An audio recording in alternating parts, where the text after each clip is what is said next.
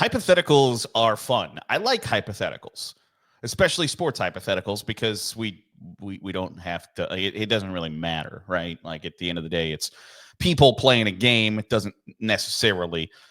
It's not a life or death situation. But there are some that just become exhausting and stupid, frankly. I don't know how many times over the course of the last probably 3 weeks, I have heard the argument that if Indiana were in the SEC, if Indiana were in the SEC, if Indiana were in the SEC, Indiana's not in the SEC. You cannot decide who does and does not make the college football playoff on imaginary scenarios. You can't do it. If Georgia was in the Big Ten, they'd be undefeated. Well, we have really no way of knowing that because they might have lost to somebody that you wouldn't expect them to. And that stuff happens. Did anybody on the planet think Alabama was going to lose to Vanderbilt? No. Did anybody think Ole Miss was going to lose to Kentucky? No. Did anybody think Tennessee was going to lose to Arkansas? No. And all of those things happened. Did anybody think Indiana would be 10-0, working on 11-0 against Ohio State? That when coming into the season, did you think that Ohio State versus Indiana would be a game that decided college football playoff seeding? Hell no, you wouldn't have, even in the most hypothetical situation. Because the games on the field are what has to matter. And so, if Indiana was in the SEC, they might be 3-7 instead of 10-0. But you know what? They are not. I feel really confident that if Indiana had played Arkansas, that they probably would have won, or Kentucky, or Vanderbilt. Just like you're confident that if Indiana had to play Georgia, or Tennessee, or Ole Miss, or LSU, or insert whatever SEC school here, that they wouldn't win. It's the same thing. And yet, the only thing that has mattered, should matter, and does matter is what happens on the field. Would Indiana beat Texas A&M? I have no idea. To truthfully answer that question, I don't know.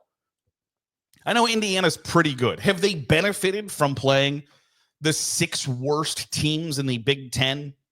Absolutely, undeniably. Did they benefit from having a really bad non-conference schedule? Undoubtedly.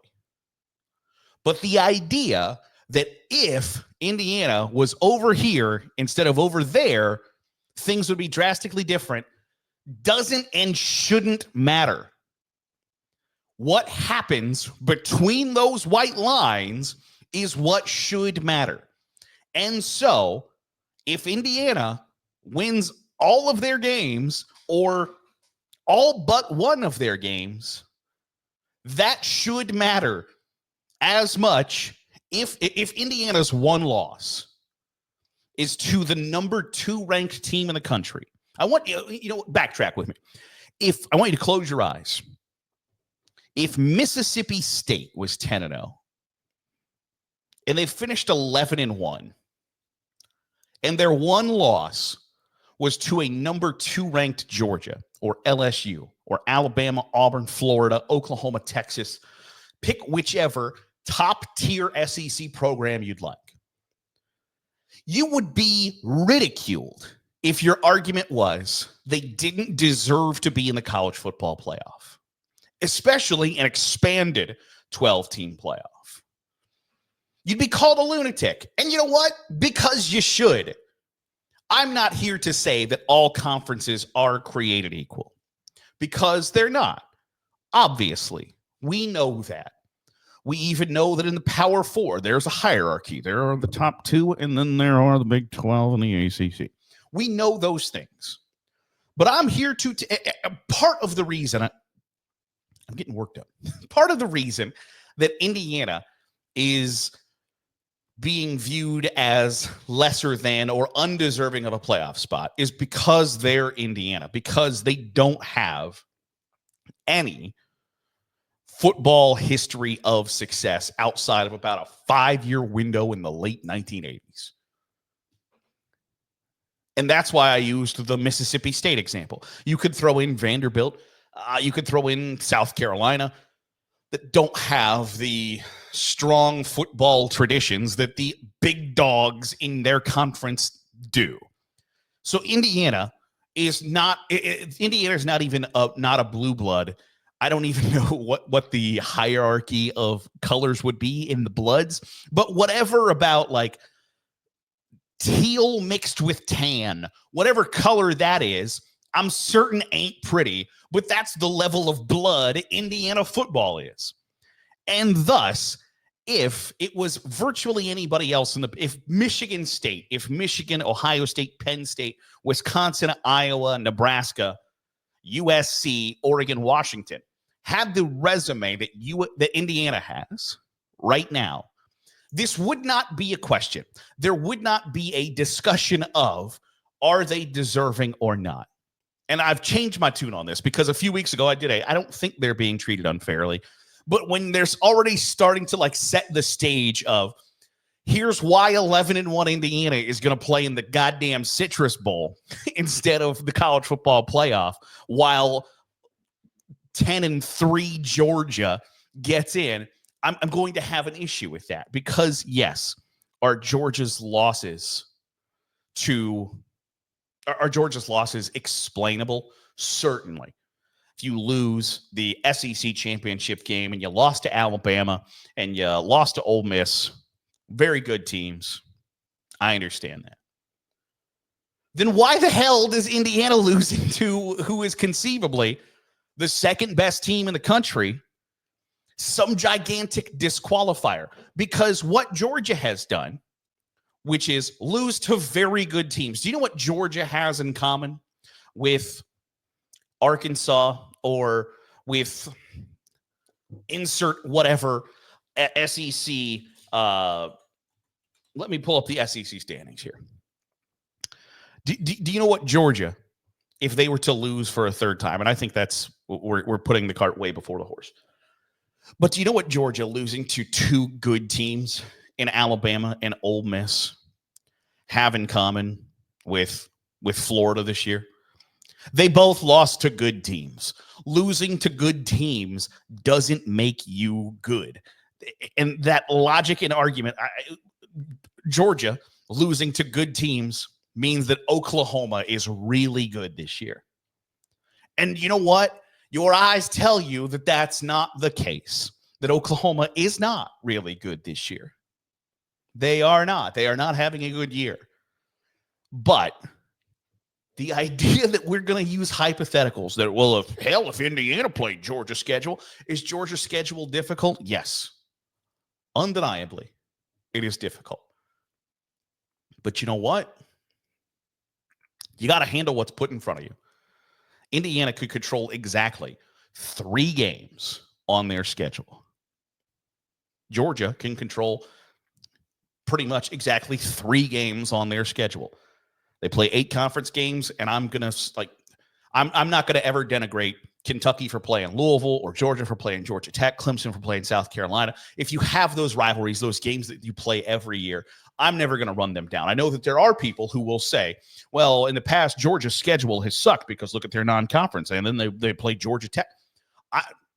Those are the good things that we should want more of in college football. We should want those rivalries to persist. The fact that Texas and Texas A&M are going to play again this year is awesome. The fact that Nebraska has played Oklahoma the past couple of years, has played Colorado the past couple of years. Those are good games. We should want those to continue. So I'm not going to run somebody down.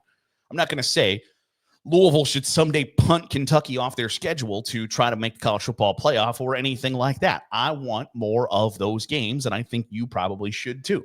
There are very few times on this show where I'll tell you this is how you should think.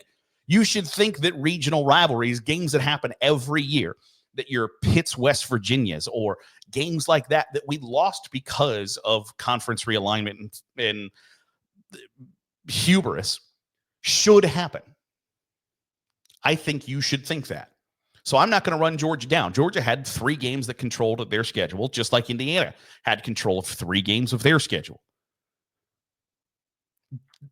Georgia doesn't get to pretend as if, well, if we were in the Big Ten, because that's not a reasonable argument. You can't go into, hey, what's your sales pitch? What's your resume for why you should get to be in the college football playoff? Tennessee can't go say, well, if we played Indiana's schedule, yeah, and if you know what, my grandma had wheels, she'd have been a bike. We don't get to play those hypotheticals because we have real tangible proof and evidence of what the hell happened on the field. And what the hell happened on the field should be what matters most. Not, well, if, to hell with if. Indiana's 10-0. If Indiana finishes 11-1, should Indiana be in the college football playoff? Yeah. And I know that the counter argument is, well, all it does is then tell the committee telling the teams they shouldn't play anybody in the non-conference. Yeah, that's been the message for 30 years. That's always been the message. A few years ago, Oregon lost to Auburn to start the season, and Oregon had a really good season that year. But you know what? After losing in week 1, we punted them out of the college football playoff discussion. You know why? Because they had a loss. Oregon would have been much better served to play East Jesus Tech Nowhere that weekend, and they might have been in the discussion. It has always been, you shouldn't play anybody in the non-conference. You know why? Because the lesser number in the loss column, 9 times out of 10, is going to be preferred over somebody who has a different number. The one time ever was when Nick Saban was about to retire. Everybody knew he was about to retire. We can pretend as if we didn't. Everybody knew that last season was Nick Saban's last hurrah. We could pretend that we were shocked in January when, oh my gosh, he announced his retirement.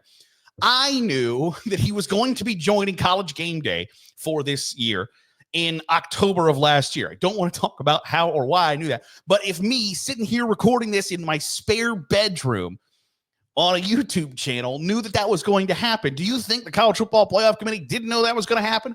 So Alabama got into the College Football Playoff outside of Florida State, who, if Jordan Travis didn't have a leg that had a 90-degree angle in it, would have gotten Florida State into the College Football Playoff.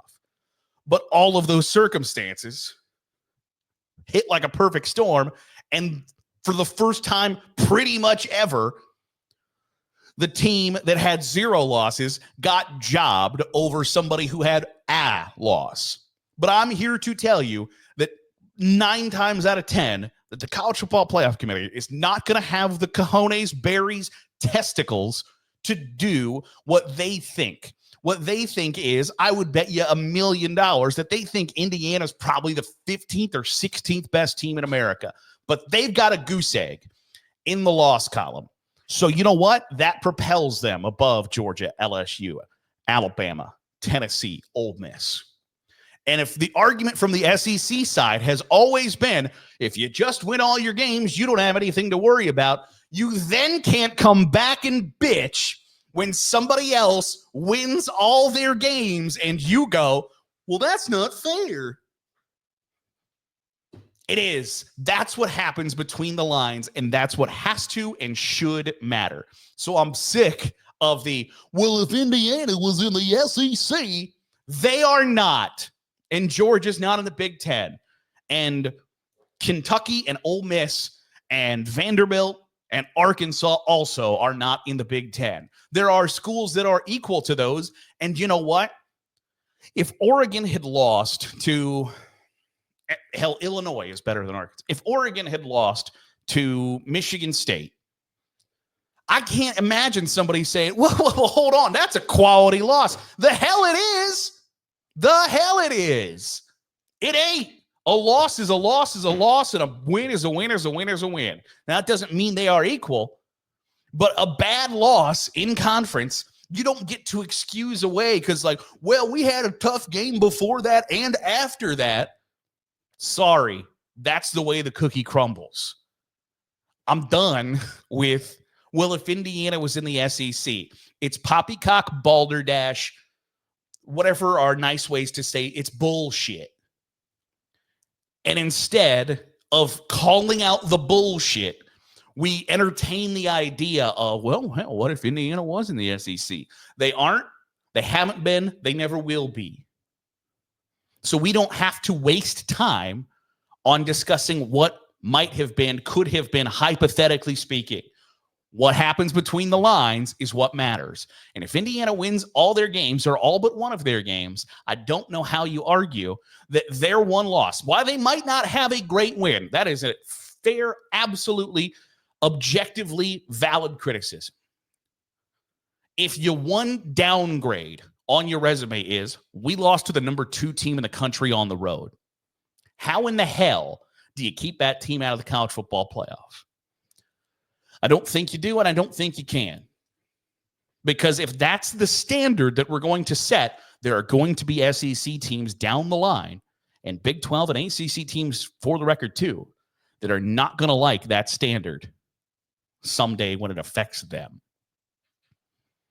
That'll do it for today's episode of the Daily Huddle. Appreciate you making us a part of your day, however it is, wherever it is you're doing so. If you're watching on YouTube, hit the subscribe button. Make sure you're getting all the great college football content we're pumping out. If you're listening on the podcast feed, drop a 5-star review. Goes a long way in helping out the channel.